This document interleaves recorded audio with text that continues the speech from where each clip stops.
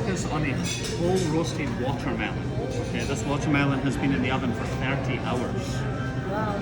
Okay. 30 hours? Yeah, you're correct. Now, during that time, we have surrounded the watermelon in salt, and that has essentially allowed us to change the flavor profile.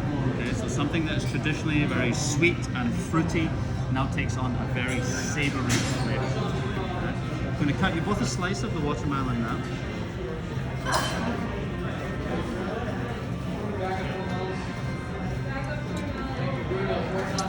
Now already on the plates in front of you, you have some marinated cherry tomatoes, a puree of black olive, a crumble made from pumpernickel and onion, some of the pickled watermelon rind and cilantro flowers.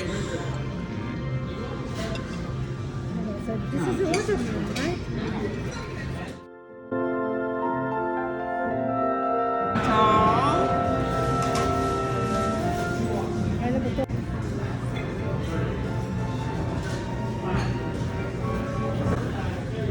Alright, so here we have ocean and earth, as we call it. The inspiration behind this dish was chef's idea of what it would taste like to pick a truffle from the ocean floor. So I'll start on the top and work my way down here, where we have some burgundy truffles all the way from Italy. That sits on multiple types of seaweed, being sea grapes, sea beans, and some kombu noodles that have been braised in mussel stock for 24 hours. Under there, you'll find some mushrooms, being maitake and woodier mushrooms, all sitting in a sauce of truffle sauce, pardon me. Also, garnishing the dish, we have some little orange strings you see there being cordyceps, a type of fungus all the way from the Himalayas. This piece of driftwood that Mary dropped off is a tapioca cracker, infused with some parmesan. On the other side of that, you'll find a mushroom duxelle, garnished with some flowers, almost to look like a sea urchin, keeping the ocean and earth theme. Everything in the dish you can think of as a pasta and enjoy it that way. And then the cracker, just like any other chipper cracker, you can enjoy it with your hands. Thank you.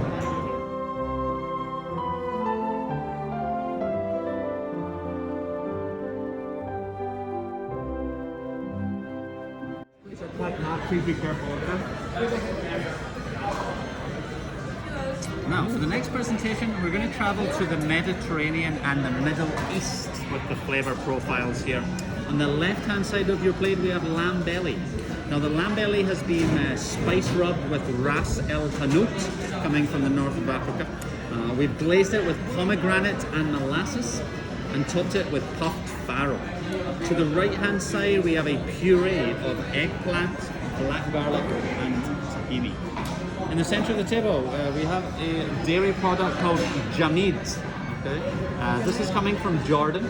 It's ewe's milk, which they ferment into a drink called laban, and then they leave it to dry out in the sun. Labane. Labane. Labane? Yeah, labane. Okay. I'm going to grate a little bit across the top for you now. But it's not cheese. Yeah. It's like cheese. Similar, yeah. Labane, it's more like eshel, you know, No, like Hugo. labane, this is dried labane. Dry labane. Yeah, dried out in the sun. What's this flower? What is the This here? flower? And this one on top, you have some za'atar. Zata. Ah, the white one? Zata on When lamb. it's fresh, when it's fresh. Fresh one. So I would recommend that you try the lamb belly first by itself, just to enjoy the flavor, and then mix it with the puree and the sauce as well. Okay? Thank you. Alrighty, so here we have the last of the savory presentations, taking you to Peru, primarily focusing on two very popular street foods. I'll start on the left-hand side of the plate, where we have anticucho de corazon, as they call it, or a beef heart skewer that sits on a sunchoke. Beef heart? Beef heart, yes. Sunchoke and bone marrow sauce under the skewer, all held together by the injera flatbread from Ethiopia. This is a flatbread that they actually use as a utensil to eat with their hands. So I recommend just pinching the skewer, then slide it off and enjoy like a taco. On the right-hand side, we have lomo saltado, as they say in Peru, or a beef stir-fry and French fries. It was inspired by the Chinese immigrants who moved over in the early 1900s. The rendition on your plate here is beef ribeye and a singular large French fry made from rice and potatoes that's been mashed together. Thank you.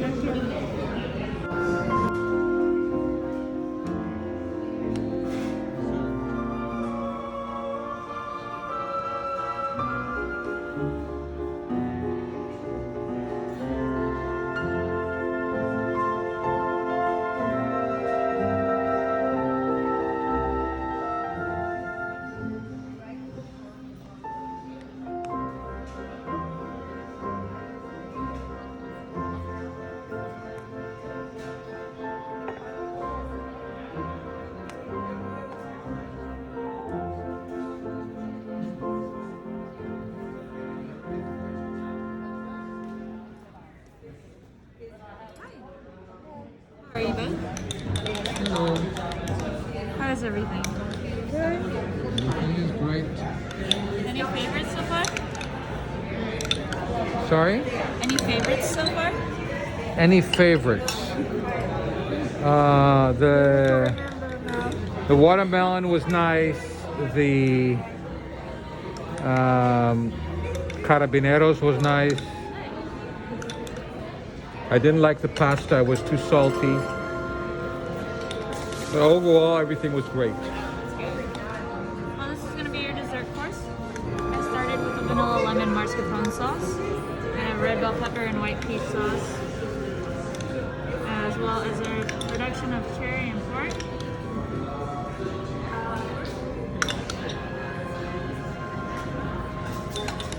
And a hazelnut crumble with candied celery. Celery? Candied celery. And a hazelnut crumble. With a cashew praline.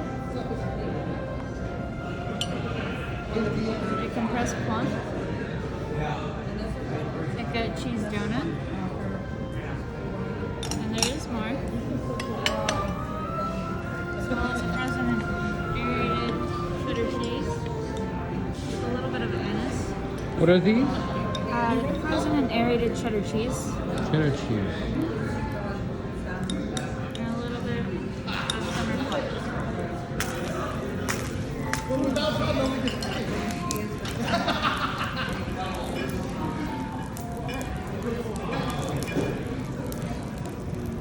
זהו, אוכלים? מצטערת.